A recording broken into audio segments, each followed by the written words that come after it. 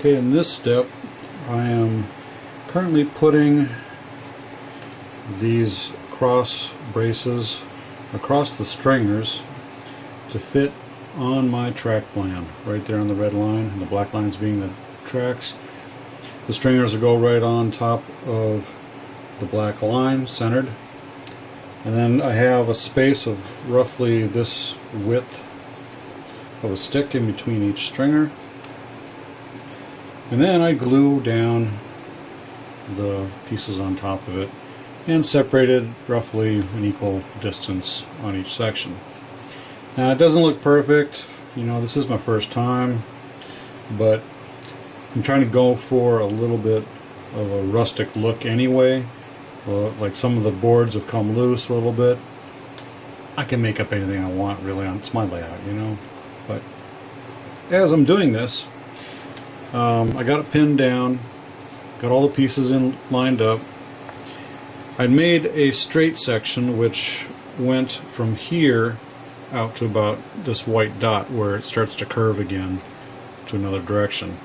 So I wanted to make a straight section. Well, I started doing it and I got everything kind of off-centered because I was putting the sticks down like this, thought it was good, kind of pinned it together and just laid the pieces down and eyeballed it. Well, my eyeballs were not that good and they made it crooked.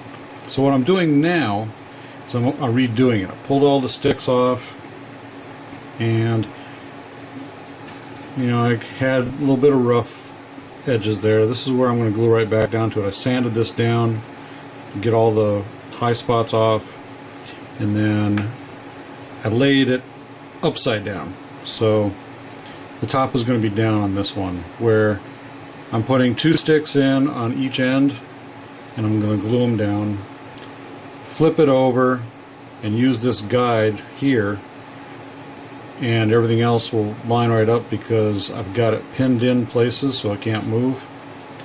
And I'll just put it right back in, pin them down, and then go from there. And it should go all the way down the line and fill in all the spaces, and should be evenly centered across the stringers. So that's what I'm going to do. I'm not going to show you the whole process, but you kind of understand what I'm doing. Well, as you can see, the process is going along pretty well. Just taking and pinning in, spacing in between each of the ties that go across here, and gluing, putting some glue down on each one of the stringers, just laying some boards across. Push them up against this right here, and they're mostly all the way straight and square. They still look square. That's all that matters to me. Okay, I've got this section done, and I've got a piece of basswood sitting across all the ties, and a couple engines sitting on top of that for weight. I'll let this glue down for a few more minutes and then take the weight off. It should be nice and done. Well, there you go. I've got all my pieces made, for the most part anyway.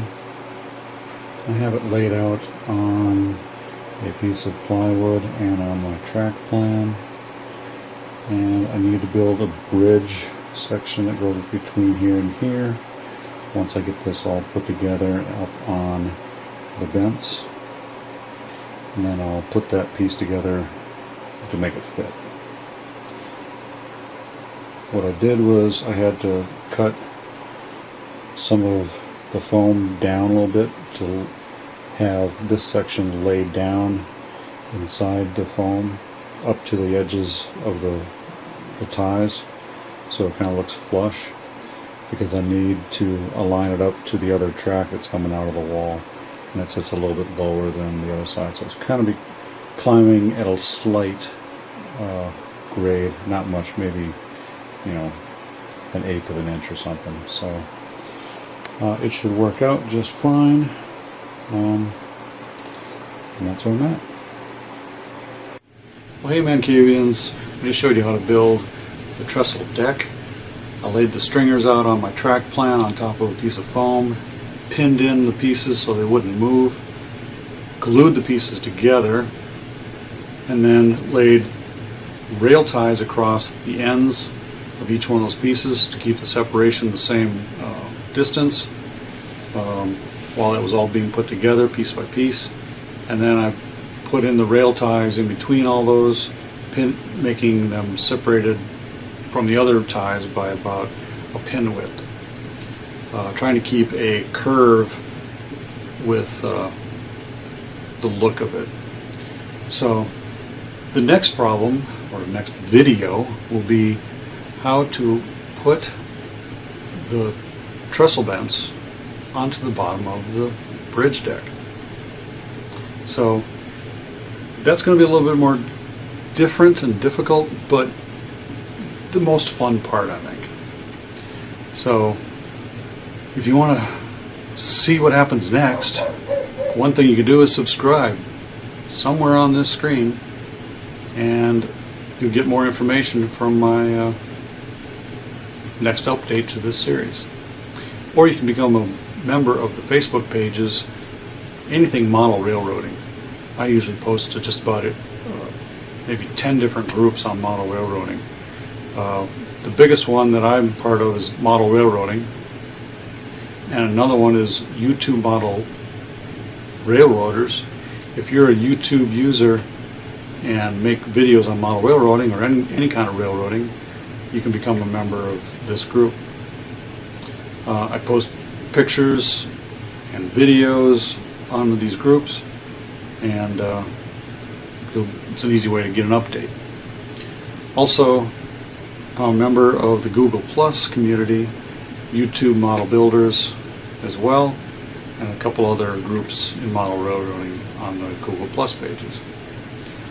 So check out my channel for more information, and don't forget to subscribe. Till next time, Mancavians, this is Bob signing out. Have a happy model railroading day. Bye.